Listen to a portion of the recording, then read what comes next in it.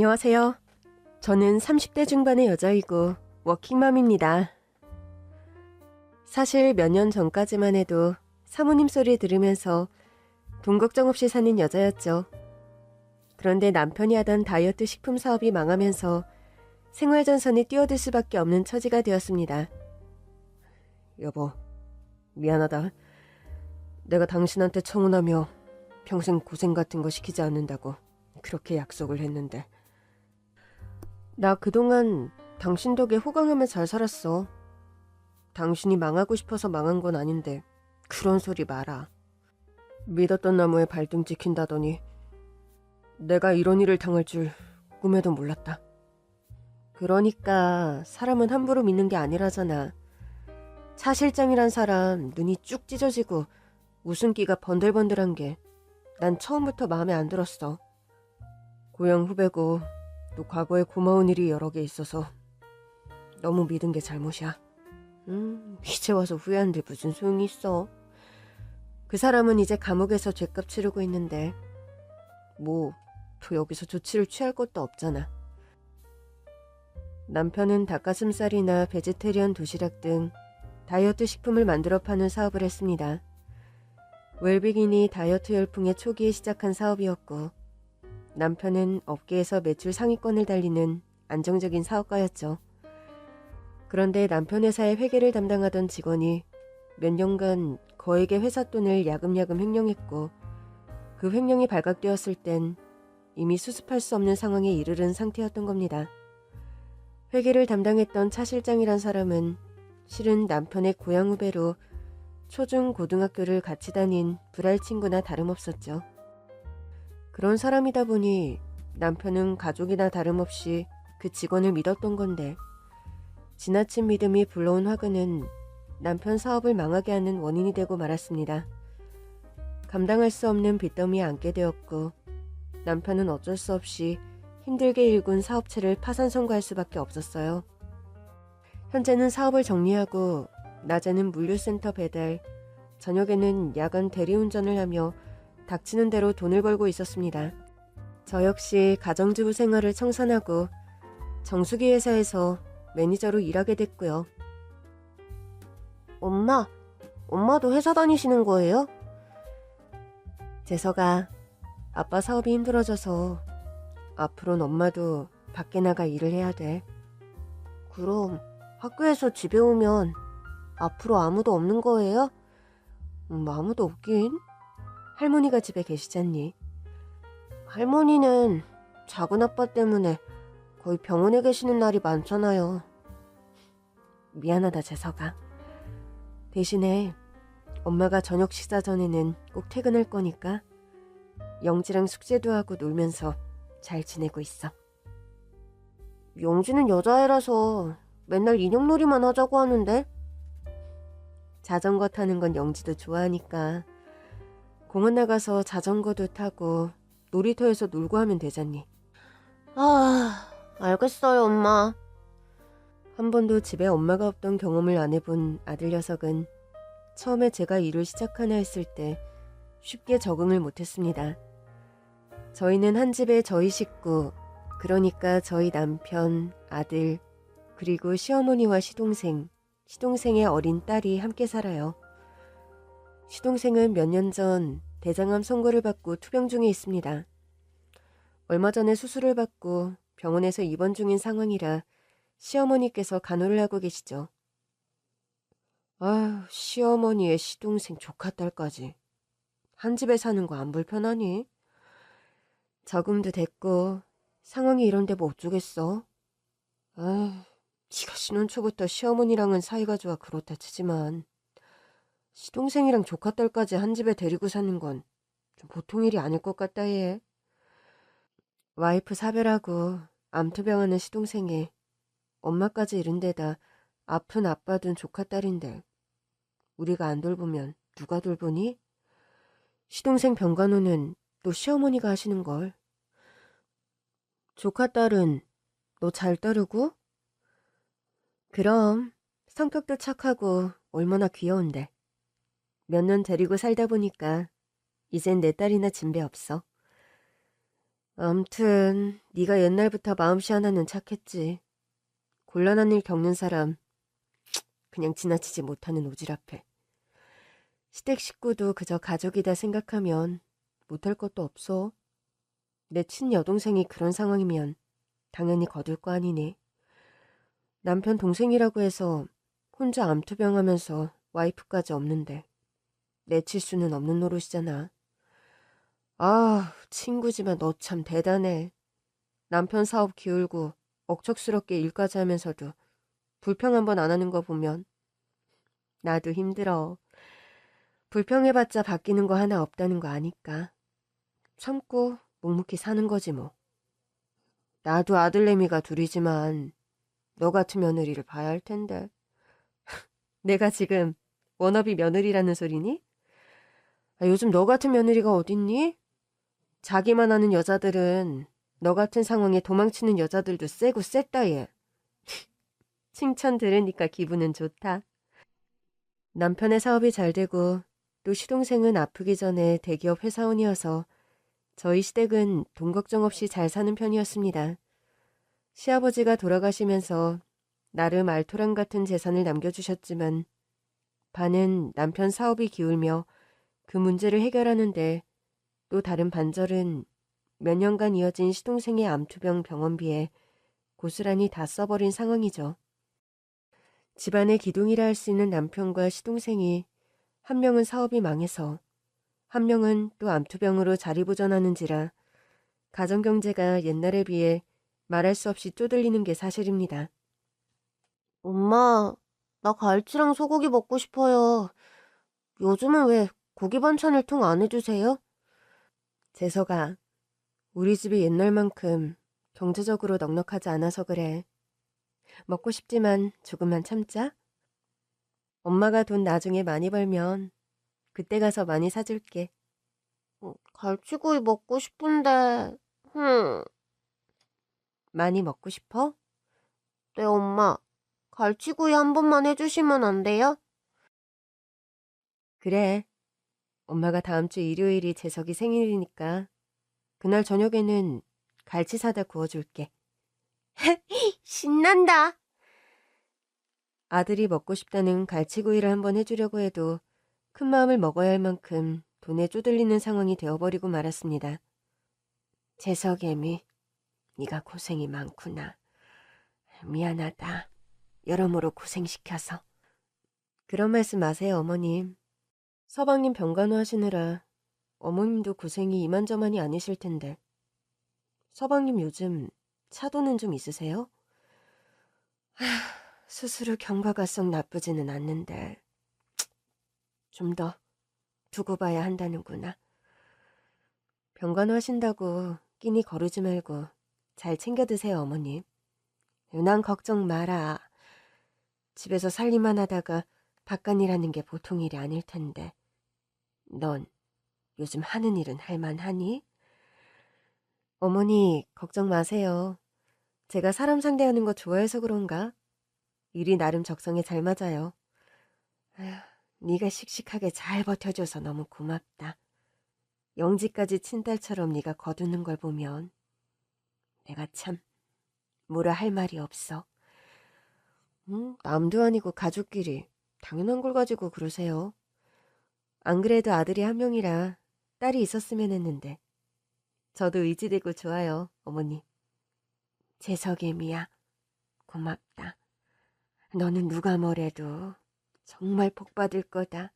암, 정말이요? 어머니 말씀처럼 복 많이 받아서 부자 됐으면 좋겠네요. 시어머니는 제가 워킹맘으로 억척스레 살면서도 큰 불평이 없고 어린 조카 딸을 살뜰하게 잘 돌보고 대해주는 것에 관해 고마워하시는 편이었죠. 저희 시동생이요. 한 5년 전에 처음 대장암 진단을 받고 얼마 지나지 않은 때였습니다. 형님, 영지 아빠 저렇게 암 선고 받았는데 이제 얼마 안 있어 입원해야 한대요. 동서, 걱정이 많겠지만 그래도 기운 내자. 응? 도움 필요한 일 있으면 뭐든 말하고. 감사해요, 형님. 저, 그래서 말인데요.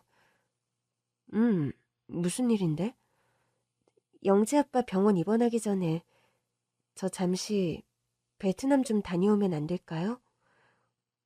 베트남이면 동서 친정 식구들 사는데 말이야? 네, 한동안 베트남 들어가기 어려울 것 같아서 친정엄마랑 가족들 좀 보고 오고 싶어서요. 그래, 그렇게 해.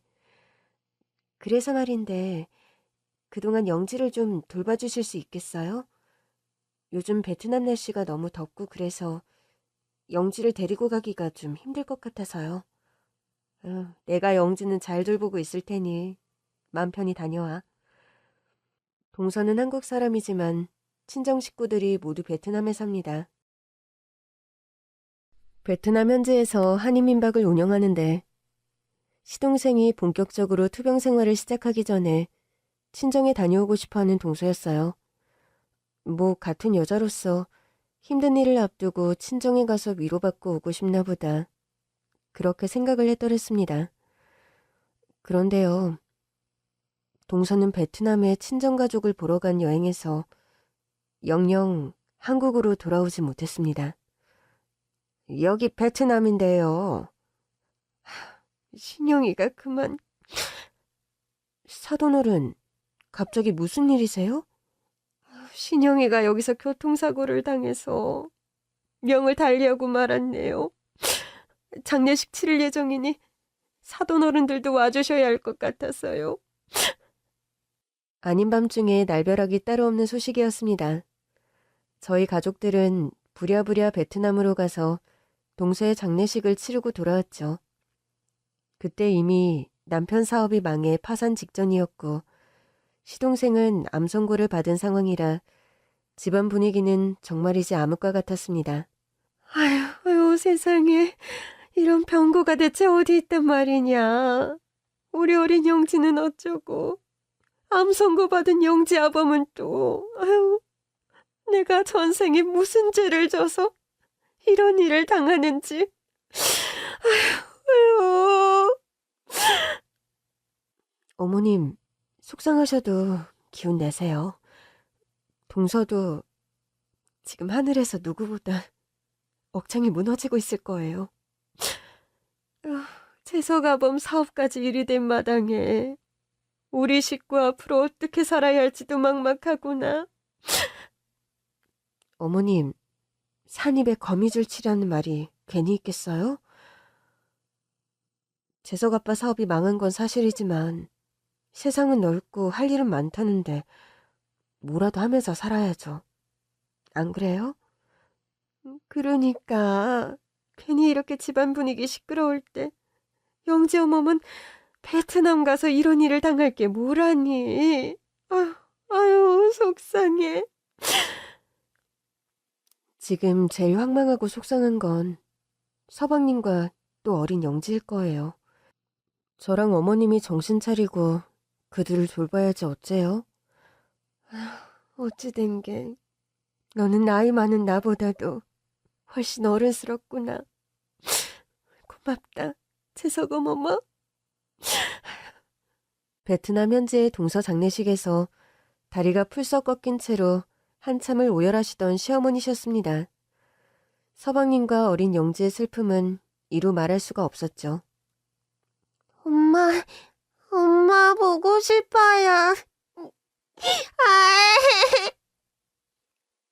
여보, 나와 영지만 두고 이렇게 떠나는 법이 어딨어. 암 선고를 받고 부쩍 헬쓱해진 몰골의 시동생이 어린 딸의 손을 잡고 흐느끼는 모습에 저도 역시 억장이 무너지는 것 같더군요. 그렇게 슬픔과 황망함 속에서 동서의 장례를 베트남에서 치르고 저희 가족은 다시 한국으로 돌아왔습니다. 시동생은 바로 병원에 입원해서 투병을 시작했고 그 곁을 시어머니께서 지켰죠. 전 집에서 살림하랴 정수기 매니저로 일하랴 바쁜 워킹맘의 삶을 시작했고요. 남편 역시 사장님 소리만 듣던 사람이 물류센터 배달일에 야간 대리운전까지 억척스레 일하며 고생을 많이 하고 있었습니다. 그렇게 온 가족이 녹록치 않은 삶의 무게를 견뎌내며 하루하루 각자의 몫을 해내며 살아가던 어느 날이었어요. 큰엄마, 우리 저번에 놀이동산 갔을 때요. 저번 어린이날 말이니? 네, 저 그날 식당 지나가다가 엄마를 본 것 같아요. 엄마라니? 베트남에서 돌아가신 엄마 말이에요. 영지야, 돌아가신 분을 어떻게 봐. 영지가 꿈속에서 엄마를 보고 착각하는 거 아닐까? 나도 이상해서 내가 꿈인가? 꿈에서 엄마를 봤나? 생각했는데 아니에요.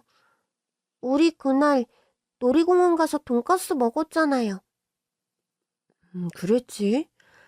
그날 영지랑 큰엄마랑 재석이랑 놀이공원에서 놀이기구 타다가 돈가스 먹으러 들어갔지. 돈가스 먹고 나오는데 분명히 봤어요. 엄마를. 전 갑자기 엄마를 봤다는 조카딸이 안쓰럽게 느껴졌습니다. 베트남에서 교통사고를 당해 명을 달리한 동서를 볼 일이 뭐가 있겠어요? 어린 조카딸이 그저 엄마가 보고 싶어서 꿈에서 봤거나 아니면 비슷한 사람을 보고 착각하는 게 아닌가 그런 짐작을 했더랬습니다. 영지야, 엄마가 많이 보고 싶어? 엄마야, 늘 보고 싶어요. 영지가 엄마가 너무 보고 싶어서 다른 사람 본 걸 착각했나 보다. 세상엔 비슷하게 생긴 사람이 많잖니. 안 그래? 아닌데. 분명히 영지가 본 건 엄마가 맞았는데. 영지야, 너도 알겠지만 영지 엄마는 베트남에서 교통사고가 나서 하늘나라로 떠나셨잖니. 죽은 사람은 산 사람이 볼 수가 없는 법이야. 나도 아는데요. 그래도 엄마 봤는데 분명히. 그래, 영지가 엄마를 봤나 보다. 사람이 누군가 너무 보고 싶으면 정말 그 사람 눈에는 가끔 보이기도 하는 법이니까. 저는 어린 조카딸과 소모적인 신랑이라 할 필요가 없다고 생각했고 엄마가 보고 싶어 그런 착각을 하는 조카딸이 가여워서 꼭 안아주었습니다. 영지야, 오랜만에 큰엄마랑 목욕탕 갈까? 신난다. 냉탕에서 수영해도 돼요, 큰엄마? 대신에 따뜻한 물에 10분 있다가 냉탕은 가야 돼. 오케이? 네. 우리 목욕탕에서 바나나 우유랑 달걀도 사 먹자. 영지 너 바나나 우유 좋아하잖아. 네. 근데 저 오늘은 요구르트 사주세요. 어린 조카딸은 다행히 저를 잘 따르는 편이었습니다. 성격도 밝고 귀염성 있는 아이였고 무엇보다 하루아침에 엄마를 잃은 데다 아빠는 암투병 중인 조카딸이 가여워서 전 그 아이를 더 살뜰하게 챙기는 편이었죠. 그러던 어느 날이었습니다. 저는 회사에서 정수기 정기점검차 마스크를 쓰고 한 고객의 집을 방문하게 되었습니다. 안녕하세요. 정수기 필터 교체 때문에 나왔습니다. 들어오세요. 지금 우리 식구가 외출을 해야 하는데 금방 끝나죠? 그런데요. 아무 생각 없이 정수기 점검차 들어간 집에서 저는 경악에 가까운 놀라운 광경을 목격해야 했어요. 뭘 봤길래 그런 소리를 하냐고요? 그 집의 안주인이 베트남에서 몇 년 전에 교통사고로 죽은 동서였던 겁니다. 동서는 제가 마스크를 쓴 데다 모자까지 쓰고 있어서 처음에 저를 알아보지 못하더군요. 전 도무지 있을 수 없는 상황이었기에 도리질까지 몇 번이나 해가며 동서의 얼굴을 뚫어져라 쳐다보았습니다. 아니, 아줌마, 기분 나쁘게 왜 사람 얼굴을 빤히 봐요? 그게 제가 아는 어떤 사람과 너무 닮아서요. 저 어이가 없네. 매너도 없이 고객 얼굴을 뚫어져라 봐놓고 한다는 소리가? 동서가 맞네. 동서가 뭐라고요? 동서? 동서라는 말에 흠칫 놀라며 제 얼굴을 똑같이 빤히 바라보는 동서였습니다. 저는 마스크를 벗고 동서 앞에 마주섰어요. 아니, 형님이 여길 어떻게... 동서, 죽은 거 아니었어? 베트남서 죽은 사람이 어떻게 버젓이 이렇게 살아있단 말이야? 진짜 살다 보니 이런 일이 정말... 내가 할 소리를 왜 동서가 해? 교통사고로 죽은 사람이 같은 서울 하늘 아래 살고 있다니. 이 말도 안 되는 상황을 납득이 가게 설명을 좀 해보란 말이야. 전 너무 소스라치게 놀라 동서를 마구 흔들며 소리 질렀습니다. 제 몸에서 이 손 좀 떼시라고요, 제발. 그렇게 흔들어대니 어지러워 죽겠어요. 여보, 무슨 소란이야? 왜 이리 시끄러워? 여보, 별일 아니니 당신은 들어가세요. 동서, 지금 저 남자한테 분명 여보라고 했지? 동서 결혼했어? 재혼해서 다른 남자랑 사는 거야? 형님, 어떻게 된 거냐면요. 그게 사실은... 동서는 한참이나 머뭇거리며 아무 말도 못하고 발만 동동거리는 겁니다. 그때 문득 거실 중앙에 떡하니 걸린 결혼사진이 눈에 들어오더군요. 동서가 살고 있는 집은 강남에 위치한 고급 주상복합 아파트였어요. 결혼사진의 배경은 한국이 아닌 베트남이었고요. 베트남에서 교통사고 났다고 거짓말하고 재혼한 거야? 내가 자꾸 따지고 묻자 도리어 역정을 내며 적반하장으로 나오는 동서였습니다. 몰라. 뭐 이왕 이렇게 된 거 다 까고 가죠 뭐. 참 어이없다. 그래, 좋아. 다 까놓고 이실직고 해. 그래요. 뭐 저 재혼해서 베트남서 팔자 고쳤어요. 그게 왜요? 그게 말이니 막걸리니 지금? 버젓이 남편이 있고 애 딸린 유부녀야 동서는. 언제적 이야기를 하고 계세요? 내가 그런 식으로 죽었다고 생쇼 안 했음. 그 구질구질한 집구석에서 남편 병수발이나 하며 늙어 죽었겠죠. 그럼 이게 다 일부러 동서가 꾸미고 버린 짓거리란 소리야? 그래요. 죽었다고 거짓말했어요. 송장 치르게 생긴 남편의 알거지 시댁에. 그럼 내가 어쩌라고요? 짝. 전 인정사정 없이 동서의 따귀를 갈겨버렸습니다. 이런 천하의 나쁜 년 같은 이라고. 넌 하늘이 무섭지도 않니? 바람난 남편은 버려도 아픈 남편은 버리는 거 아니랬어. 게다가 생떼 같은 딸내미까지 두고 너 혼자 호의호식하니 살판 나든? 형님이 뭔데 내 뺨을 때려요? 머리끄댕이 다 뽑아버리고 다리 분질러버리고 싶은 거 겨우 참고 있으니 그런 줄이나 알아. 여보, 저 여자가 당신 형님이란 사람이야? 맞아요. 나 예전 결혼했던 시댁에 그 형님이에요. 보셔. 당신이 뭔데 남의 집 가정사에 이래라 저래라야? 입은 비뚤어져도 말은 바로 하세요. 남의 집 가정사라니.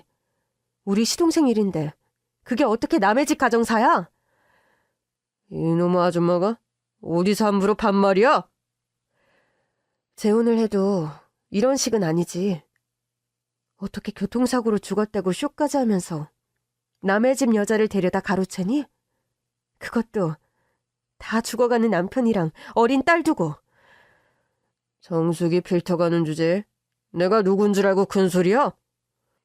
난 정수기 필터는 갈아도 그렇게 도둑놈처럼 남의 와이프 뺏어다 갈고 살진 않는다. 어디서 훈수질이야. 빌어먹을 옆편 내가 입에 걸레를 물었네. 더한 욕 하고 싶은 걸 참는 줄이나 알아. 동서, 영재한테 미안하지도 않니? 그럼 저보고 어쩌라고요? 형님이랑 어머님이 잘 키워주실 거 알고 그랬어요? 맡길 사람 없으면 영재야 내가 데려왔겠죠. 과연 그런 썩은 모성으로 잘도 데려갔겠네. 사람의 탈을 쓰고 어찌 그렇게 뻔뻔하게 온 가족을 속여? 경찰에 신고하기 전에 당장 우리 집에서 나가요. 당장! 있으래도 제가 나갑니다. 저리 비켜요. 이 뻔뻔한 가정 파괴범아. 전 소리를 빽 지르고 그 집을 나와버렸습니다. 나오는데 다리가 후들거리고 입이 바짝바짝 마르고 정신을 차릴 수 없을 지경이었죠. 그 상태로 집에 들어갈 자신이 없어서 일단 남편에게 전화를 걸었어요. 당신이 어쩐 일이야? 목소리가 왜 그래? 회사에서 무슨 일이라도 있었어? 정말 살다 살다 별의 별일을 다 겪는다. 정수기 점검 갔다가 진상이라도 만났어? 살다 살다 이런 개진상은 나도 정말 처음이다. 당신 혹시 무슨 봉변이라도 당했니? 여보, 나 오늘 맨정신으로 집에 못 들어가겠다. 어머님이나 영재 앞에서 당장 할 수 있는 얘기도 아니고 동네 포장마차로 나 좀 데리러 와. 전 그렇게 말하고 전화를 끊었습니다. 도저히 맨정신으로 이 얘기를 할 자신이 없더군요. 게다가 어떤 식으로 이 무지막지하고 끔찍한 진실을 시어머니와 시동생에게 털어놓아야 할지 갈피를 잡을 수 없었어요. 남편은 제가 회사에서 진상 고객에게 봉변이라도 당한 줄 알고 헐레벌떡 포장마차로 뛰어왔더군요. 재석 엄마, 괜찮아? 말없이 맥주를 들이키는 저를 보며 남편이 걱정스레 물었습니다. 여보, 일단 당신도 맥주부터 한잔하고 심호흡을 한번 해. 당신 대체 무슨 일이길래 그래? 다 내가 말해줄 테니까 일단 내가 시키는 거부터 하라고. 남편은 궁금해 죽겠다는 얼굴로 심호흡을 하고 맥주를 한 모금 들이키더군요. 여보, 놀라지 말고 잘 들어.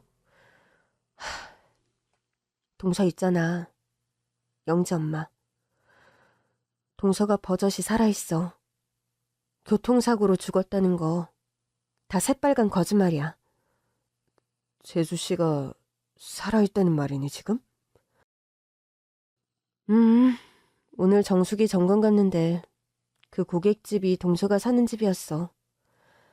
베트남서 재혼해서 남편과 한 집에 살고 있더라. 강남서 아주 비싸기로 유명한 주상복합 아파트에. 그럼 교통사고니 장례식이니 다 위장이었다는 거야? 지 입으로 실토하더라. 송장 같은 남편의 거짓골된 시댁 감당하기 싫었대. 아니, 그럼 막말을 했단 말이야? 막말이 지금 중요한 게 아니야, 여보. 이 끔찍한 사태를 어머니와 서방님께 어떻게 알릴지, 영지에겐 대체 뭐라고 해야 할지 모르겠어. 참, 그러고 보니까 영지가 며칠 전에... 영지가 왜? 영지가 며칠 전에 놀이공원에서 지 엄마를 봤다는 거야. 난 잘못 본 거라고 그랬는데 영지 말이 맞았던 것 같아. 재혼해서 애까지 낳았다니? 그건 아직 모르겠어. 그런데 잘못한 줄도 모르고 너무 뻔뻔하더라. 부들부들 배신감에 돌지경이라 따귀는 한 대 날려줬어. 잘했어. 지금 그년이 따귀 한 대 가지고 될 일이니? 이럴 게 아니다. 그년 사는 아파트란 데가 어디야? 당신은 알고 있을 거 아니야? 여보, 진정해. 그런 일을 그렇게 감정적으로 처리할 문제가 아니라고. 아이씨, 복장 터져. 인두껍을 쓰고 어떻게 그런 파렴치한 짓을. 남편과 저는 그날 포장마차에서 밤늦도록 술을 마시며 이 상황을 어떻게 해결해야 할지 한참을 의논했습니다. 어머님이랑 서방님께 말씀드려야 하겠지? 당신은 이게 숨길 수 있는 일이라 생각해? 난 아니라고 본다. 내가... 몰라. 말해. 하도 경악스러운 사실이라 이걸 어찌 전달해야 할지 판단이 안 서서 그래. 손바닥으로 하늘 가리지. 뭘 언제까지 숨기겠니? 게다가 그 년놈들이 베트남 사는 것도 아니고 같은 서울 하늘 아래 사는 거 다 알게 됐는데. 서방님 항암 다시 시작한 지 얼마 안 됐는데 그것도 걱정이고. 억울하고 분해서 악착같이 병을 더 이겨내야지. 정말 그년 생각하면 이가 갈린다. 배신을 때려도 어찌 그런 식으로 배신을 때려? 아니 사장님, 남의 업장 테이블을 그렇게 쾅쾅 치면 어째요? 죄송합니다. 집에 너무 억울한 병구가 생겨서 그만. 아무리 그래도 그렇죠. 사람이 참. 죄송해요 사장님. 여보, 당신도 이제 그만 마시고 일어나. 앞으로 당신하고 내가 더 정신 바짝 차려야 할 일들이 태산이니까. 사실 남편이 그렇게 울분을 터뜨리는 데는 여러 이유가 있었습니다. 동서가 서방님과 결혼할 때 시어머니는 동서를 반대했더랬죠. 뭐? 제일이니가 결혼도 안 한 여자친구 빚을 갚아줬다고? 엄마, 그럼 사랑하는 여자가 빚 때문에 호독이는데 어떡해요? 결혼도 하기 전부터 남자 돈 빼앗는 여자가 좋게 보이겠니? 엄마, 신영이가 사치한다고 빚낸 게 아니라 아버지 수술비 때문에 그런 거예요. 그래도 그걸 왜 네가 홀랑 갚아주니? 개간이 마누라라도 돼? 이제 결혼할 거니까 마누라나 마찬가지죠, 엄마. 아유, 배일도 없는 녀석. 여자한테 홀랑 빠져서는. 엄마, 신영이 좋은 애예요. 넉넉하지 않은 집에서 자랐지만 얼마나 씩씩하고 성격도 밝은데요. 네가 갚아준 돈이 한두 푼이어야 엄마가 이런 말을 안 하지. 그 돈이면 신혼집 전세금 대고도 남을 돈인데 사회초년생 시절 모은 돈을 홀랑 그 여자한테 갖다 바쳐. 평생 같이 살 여자한테 그 정도 도움 주는 게 뭐가 그리 대수해요. 아유, 발불출 같은 녀석아. 넌 그 애가 그리 좋으니? 네, 엄마. 전 제 심장을 줘도 아깝지 않을 만큼 신영이 사랑해요. 동서와 시동생이 결혼 전에는 이런 전사가 존재합니다. 착실하고 능력있던 시동생은 대기업에 입사 후 몇 년간 모은 돈을 모두 동서의 빚을 갚아주는 데 썼던 겁니다. 그런 사연을 우연히 알게 된 시어머니는 처음에 동서가 며느리가 된다는 사실을 탐탁치 않아 하셨죠.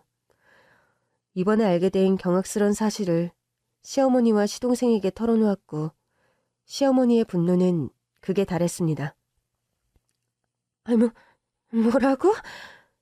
영재미가 죽지 않고 버젓이 살아있단 말이냐? 네, 어머니. 이런 천벌받을 년을 봤나? 아픈 남편의 어린 딸까지 두고. 아유, 세상에 어찌. 서방님, 좀 괜찮으세요?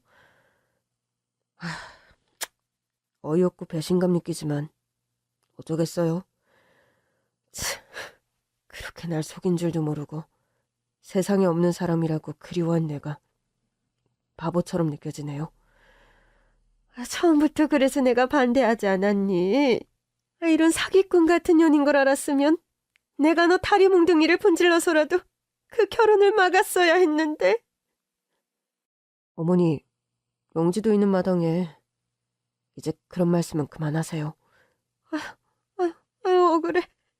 아유, 원통해. 하늘도 무심하시지. 어떻게 이런 일이. 시어머니는 거의 화병으로 쓰러져서 며칠간 운신을 못할 정도였습니다. 시동생 역시 상심이 심해 며칠간 밥도 삼키지 못했죠.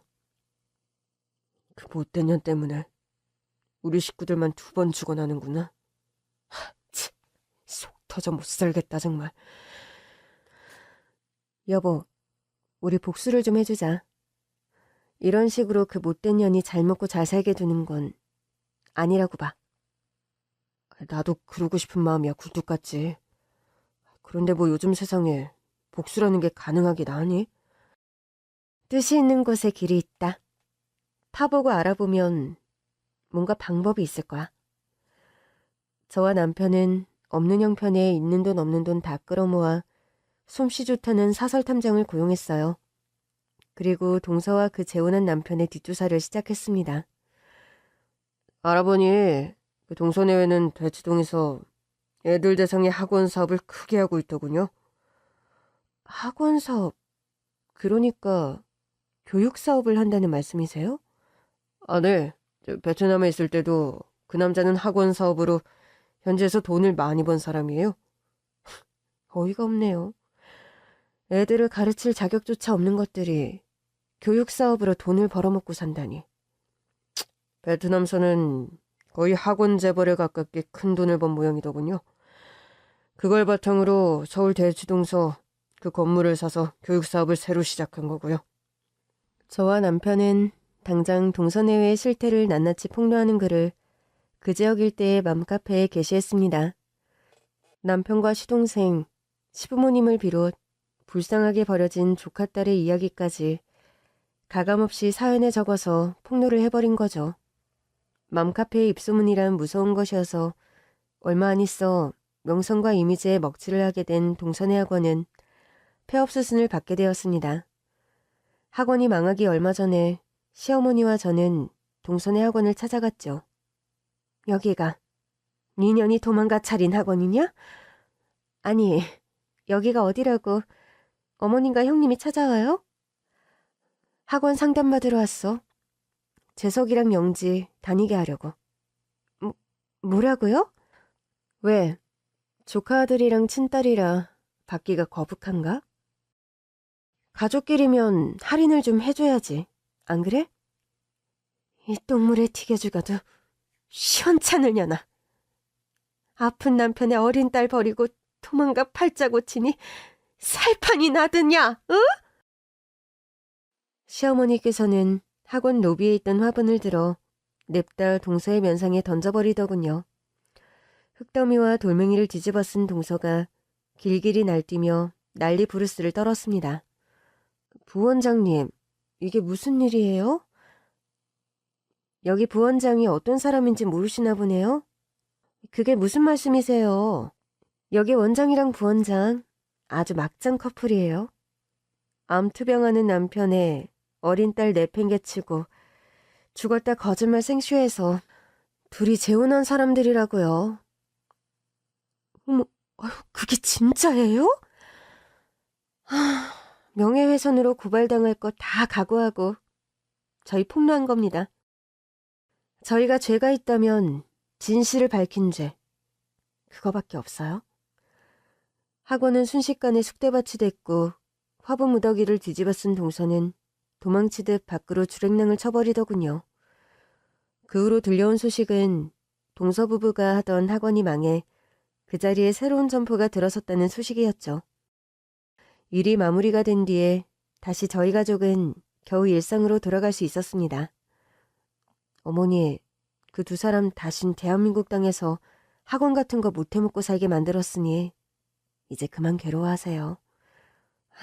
화병 키워봐야 내 손해니. 나도 내려놓을란다.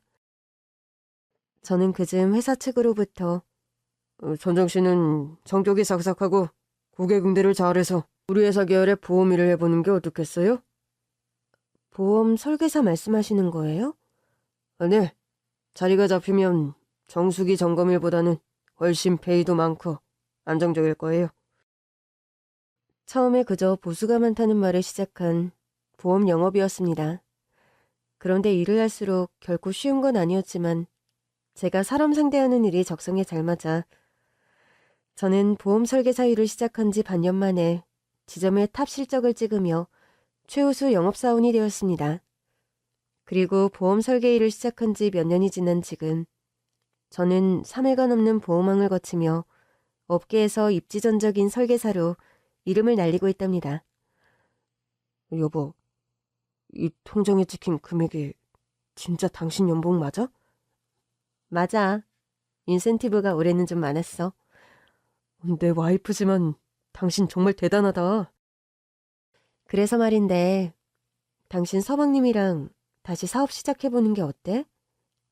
제일이가 안 그래도 어떤 일을 다시 시작해볼까 고민 중이던데. 그런데 사업 시작하려면 자본도 많이 들고, 또 잘못되면 몇 년 고생인데. 자금은 내가 투자를 한다잖아. 당신 정말이야? 내가 뭐 빈말하는 거 봤니, 살면서? 사실 저희 서방님이요. 너무 다행스럽게도 최근 암 완치 판정을 받았습니다.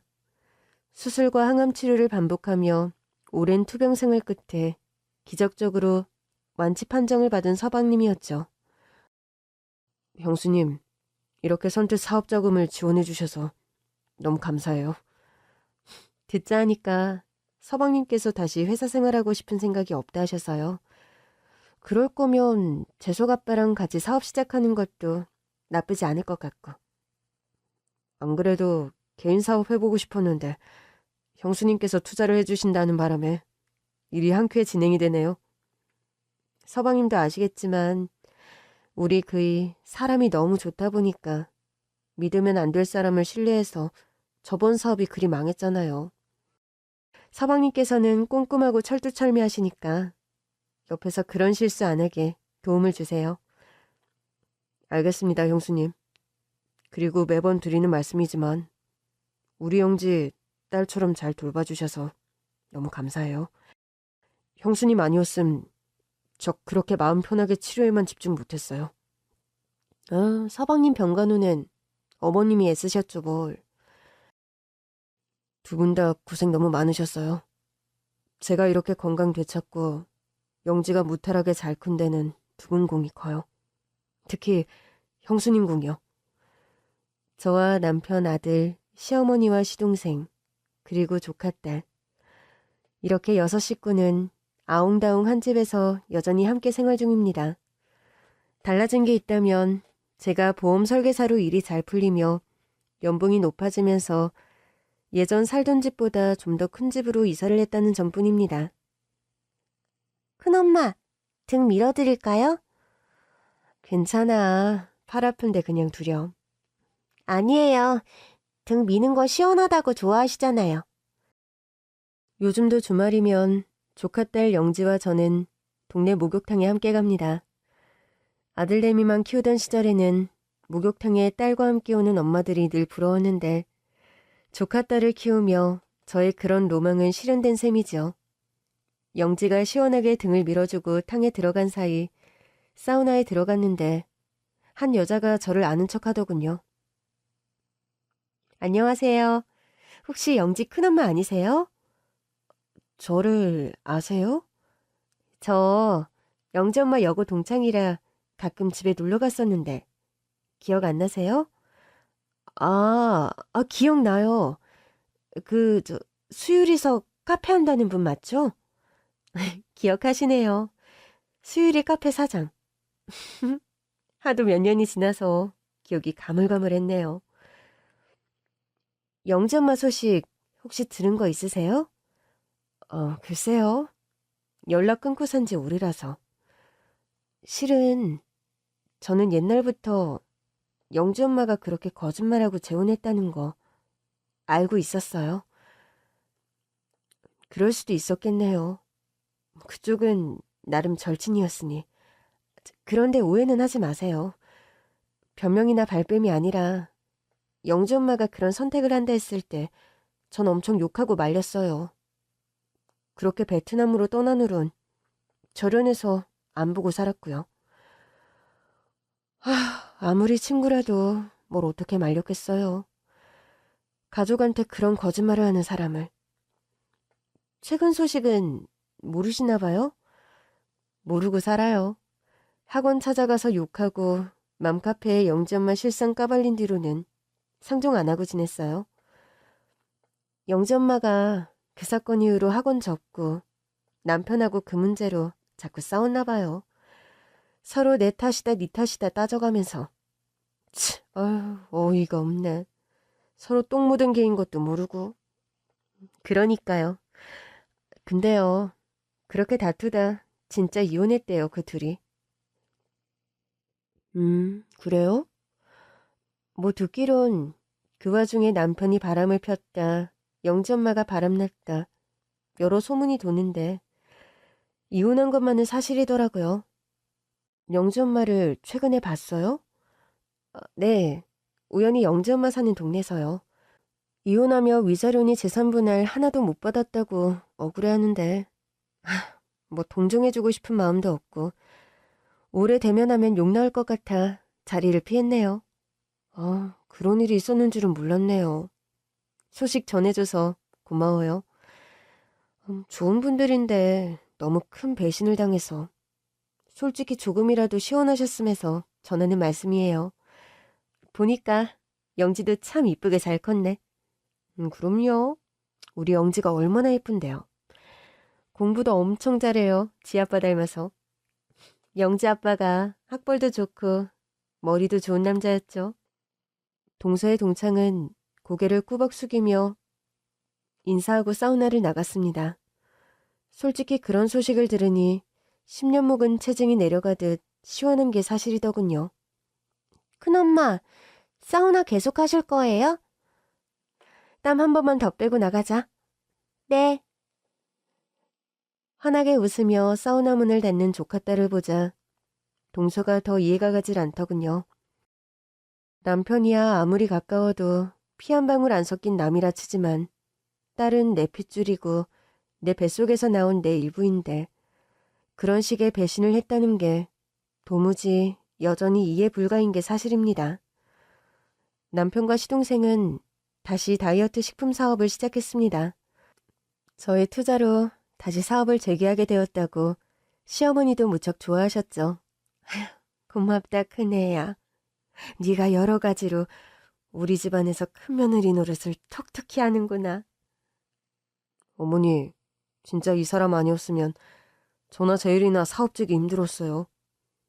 큰애가 어떻게 번 돈으로 도와주는 건데. 재석이 너나 제일이나 정신 똑바로 차리고 사업 잘 이끌 생각해라. 네, 그럼요. 그러려고 하고 있어요, 어머니.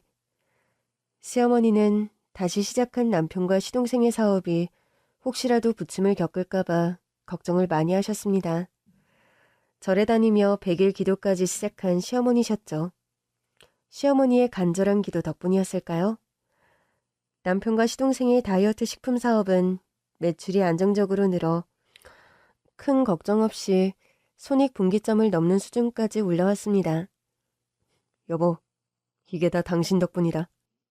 이런 속도면 다음 분기부턴 동남아 쪽 수출팔로도 뚫어볼 수 있겠어요. 당신이나 서방님이나 일이 잘 돼서 너무 다행이네요. 저는 다음 주면 포상휴가를 떠납니다. 4년 연속 보호망 타이틀을 쓰게 되어서 회사에서 그런 인센티브를 내려준 거죠. 가족 모두 갈 수 있는 여행 패키지를 선물해줘서 온 식구가 튀르키예, 옛날 명칭으로는 터키로 해외여행을 떠납니다. 대박. 우리 큰엄마 덕분에 해외여행 가는 거예요? 온 식구가? 아유, 장하다 우리 며느리. 가정주부였던 네가 우리 집에서 제일 돈 잘 버는 능력자가 될 줄 누가 알았니? 할머니, 우리 집에서 엄마가 제일 돈을 잘 버나요? 아빠랑 작은아버지가 아니라요? 아들, 꼭 그런 얘기를 식구들 앞에서 해야겠니? 암튼 농담 그만하고 여행 가방 미리미리들 잘 싸놓으세요. 여부가 있겠어요, 형수님.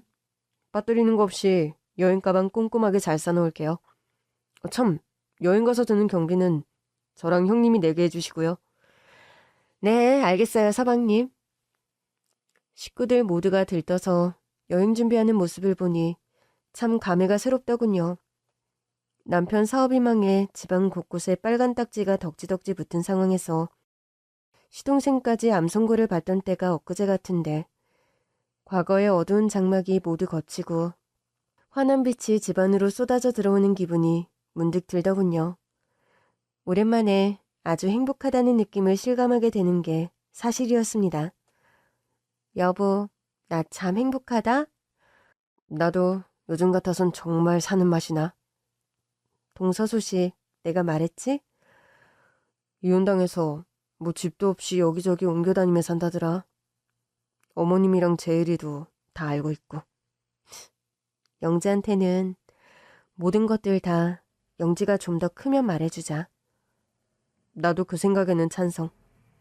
영지가 대학교쯤 가서 말해주는 걸로 하자. 나도 그 편이 낫다는 생각이 드네. 영지와 저희 아들 재석이는 아직 동서에 관한 진실을 모릅니다. 아무래도 아이들이 감당하기에 너무 벅찬 일이니 벌써 말해줄 필요가 없다는 판단에서 내린 결정입니다. 후에 모든 사실을 알게 되더라도 조카딸이 너무 오래 배신감에 시달리지 말아야 할 텐데 솔직히 그 걱정이 앞서기는 합니다. 미리 걱정해서 달라지는 게 없다는 건 알지만 엄마 된 입장에서 걱정이 되는 게 사실이죠. 가족들과 긴 비행 끝에 튀르키예에 도착했습니다.